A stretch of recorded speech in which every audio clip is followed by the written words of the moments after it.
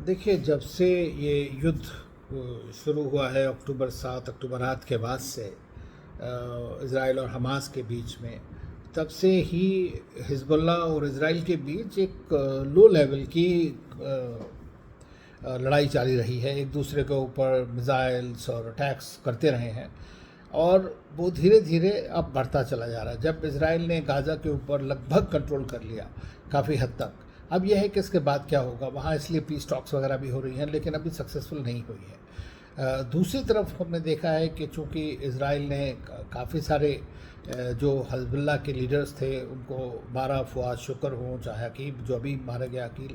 और या इस्माइल हानिये जो हमास के लीडर थे तेहरान में, तो उससे ईरान और उसकी जो तीनों प्रॉक्सीज़ हैं, हमास, हूतीज़ और हिज़्बुल्लाह, जिसमें हिज़्बुल्लाह सबसे ताकतवर है, और उन्होंने भी और ज़्यादा अटैक करना शुरू कर दिया। तो ईरान डायरेक्टली नहीं भी कर रहा है, लेकिन प्रॉक्सीज़ के थ्रू ये हम देख रहे हैं कि ये हो रहा है। तो वॉर के बहुत ज़्यादा आगे बढ़ने की संभावना है।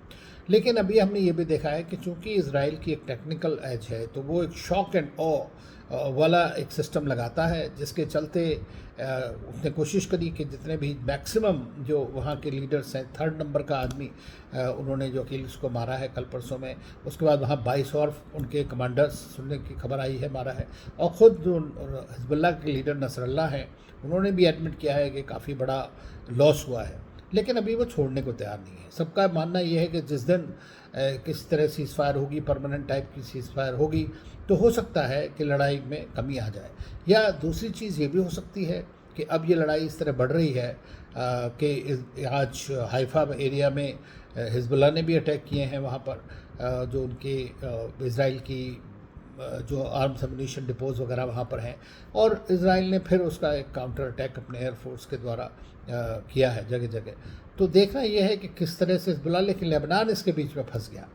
अब लेबनान जो है उसकी सॉवरेनिटी की कोई बात ही नहीं कर रहा है, जो जाता है वहाँ से अटैक हो जाता है। तो फ्रांस जो है, जो पुरानी एक पावर है और लेबनान उनके अंडर में भी था,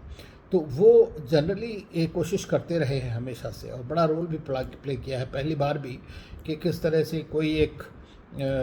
एक सेंसिबिलिटी बन जाए, किसी तरह से लेबनान जो प्रॉब्लम्स में चल रहा है बहुत ज़्यादा, इकोनॉमिक प्रॉब्लम्स में, उससे बाहर आ पाए। तो फ्रांस का रोल मैं समझता हूँ, हालांकि उनके यहाँ खुद ट्रांजिशन हो रहा है, तो ये समझता हूँ कि वो कोशिश ज़रूर करेंगे किसी तरह से इस युद्ध को आगे बढ़ने से रोका जा सके।